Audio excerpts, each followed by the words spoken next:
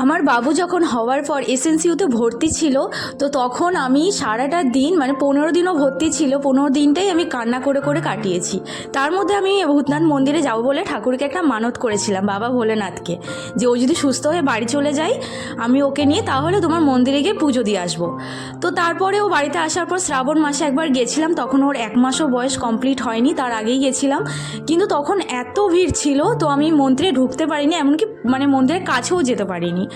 তো আর আগের সপ্তাহ ভেবেছিলাম, অনেক সোমবার গেছে, তারপরে অনেকবার ভেবেছি যাব যাব যাব, কিন্তু যাওয়া হয়নি। ফাইনালি আজকে আমি বেরিয়ে গেছি বাবুকে নিয়ে, সন্ধে করেই বেরিয়েছি, আর এখন যাচ্ছি বাড়িতে। আর পুজো কিন্তু খুব মন দিয়ে খুব ভালোভাবে দিয়েছি, মন্দিরটা মোটামুটি ফাঁকাই ছিল, খুব ভালো করে পুজো দিয়েছি। তো এখন লঞ্চ ঘাটে আছি, লঞ্চ ধরে যাব বাড়ি।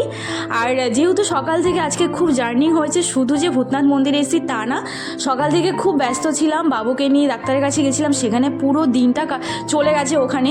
তো ভীষণ জার্নি হয়েছে, তাই একটু যাওয়ার পথে একটু চা খেয়ে নিচ্ছি, এখন যাব